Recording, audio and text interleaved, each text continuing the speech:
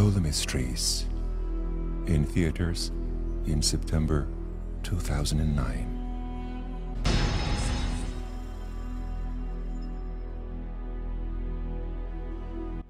İslam'da 1,5 milyard musulmanдар үшін қасиетті жер Мекке қаласы. Бірнеше сәттерден кейін қасиетті Мекке қаласында мыңдаған жылдар бойы жасырын болып келген таңғажайып құпиялар мен ғылыми дәлелдердің куәгері боласыз.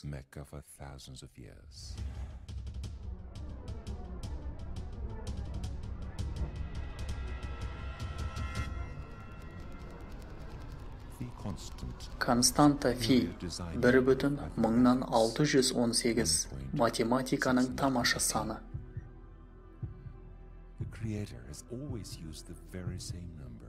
Көптеген жағдайлар мен ғаламдағы құбылыстарда, жүректің соғуында, ДНК молекуласының ені мен ұзындығының ара қатынасында, ғалам құрылымының ерекшелігінде, өсімдіктер мен жапырақтардың орналасу заңдылығында, қар ұшқынының кристалды құрылысында және көптеген галактикалардың шиыршық пішінді құрылымында жаратушы дәл осы цифр қисынын қолданды.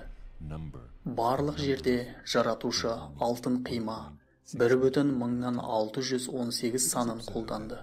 Бұл цифр Египет пирамидалары құрылысында, сондай-ақ басқа да әйгілі архитектуралық ғимараттарда қолданылған. Әйгілі неміс астрономы Кеплер өзінің еңбектерінде бұл санды баға жетпес қазына деп атайды.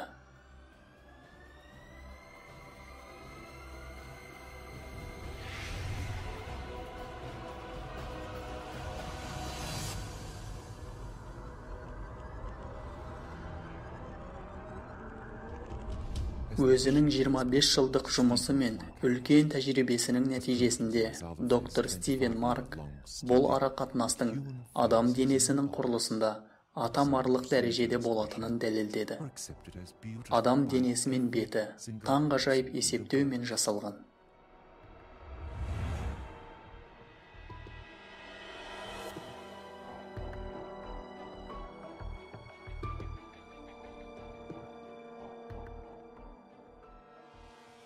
Бір-бірімізге ұқсас қылушы негізгі көлемдердің ара қатынасы бұл 1,618 саны, яғни адам денесінің құрылысын мінсіз етеді.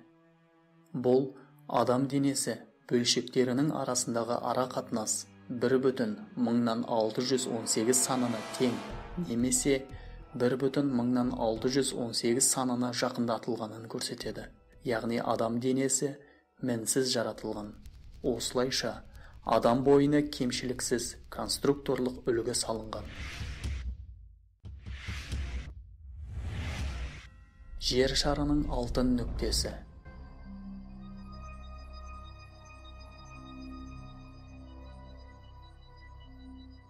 Сонымен, жер шарының алтын қима нүктесі қай жерде орналасқан екен?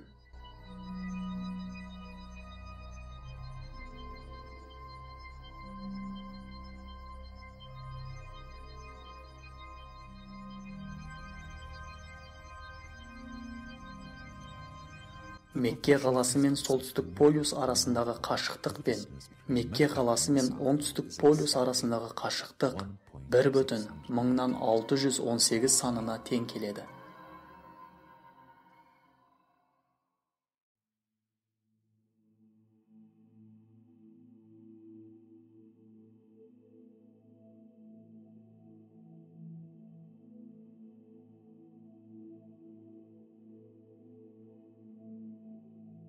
Алтын үйлесімділік дегеніміз осы. Сондай-ақ оңтүстік полюс пен Мекке арасындағы қашықтығы, екі полюс арасындағы қашықтық ара қатынасы тағы да 1,618 құрайтынын айта кету қажет.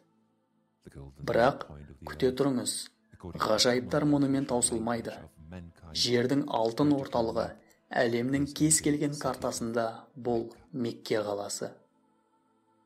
Мына суретте көрсетілгендей, үйлесімділік картасында жер шарының периметріне қатысты Меккенің батыстан алыстығы таңғажайып түрде тағы да осы 1,618 санына тең келеді. Әлем картасының барлығында алтын қима нүктесі бірнеше километрлік сәйкес келмеушілікке қарамағанда қасиетті Қағба орналасқан Мекке қаласының шекарасынан аспайды.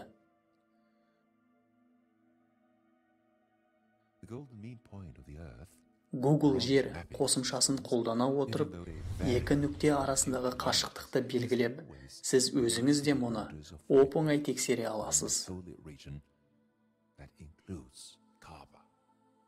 Егер бәрібірде күмәнданып отырсаңыз, бүкіл әлемдік картаны пайдалана отырып, сөзіміздің дұрыстығын тексеріңіз. Тиісті есептеулерді жасасаңыз, бұл тартпайтын дәлелді аласыз.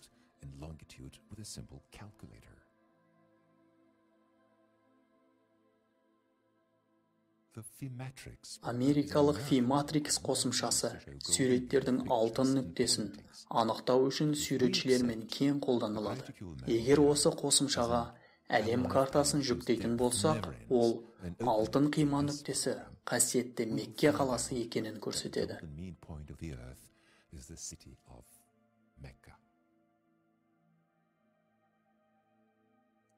Осы барлық есептеулер жер шарының бірден бір алтын қима нүктесі бұл Мекке қаласы екенін дәлелдейді.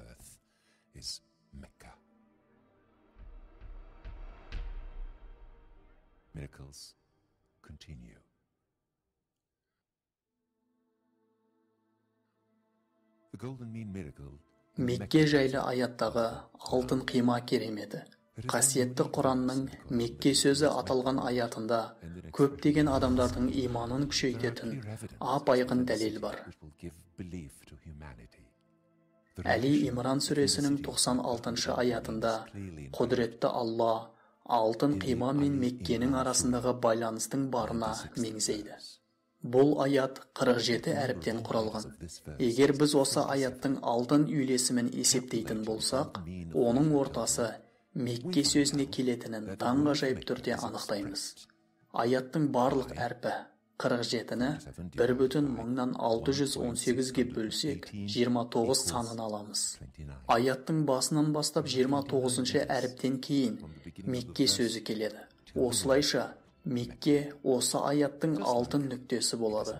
Дәл осындай жағдайды әлем картасынан да бақылағанымыз есіңізде ме? Егер де аят бір әріпке артық, немесе бір әріпке кем болғанда, онда мұндай үйлесімділік болмаған болар еді. Және жер шарының картасына жасаған оп-оңай тәсілді жасадық та, Мекке мен алтын үйлесімділік арасындағы байланыс сырын ашатын әріптер санының таңғажайып ретпен орналасқанын көрдік. Адам баласы толығымен түсіне алмайтын бұл барлық белгілер Алланың құдіретті күшке ие екенін көрсетеді. Жер мен математиканың жаратушысы, ол қасиетті Құранның жалғыз авторы. Шын мәнінде, бұл кереметтер барша адамзатқа ескерту. Алтын үйлесімділік циркулі, сондай-ақ Леонардо циркулі деген атпен белгілі циркульмен өлшесек, Мекке қаласы Араб түбегінің алтын нүктесінде орналасқанын картадан ап-айқын көреміз.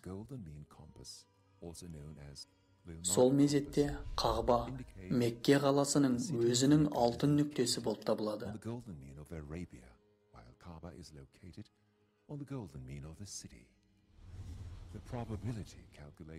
Бұл барлық факттер Алланың қалауынсыз жай ғана кездейсоқтық болуы мүмкін еместігін күрделі есептеулер көрсетіп отыр. Және барлық тіршіліктің жаратушысы Алла екенін меңзейді.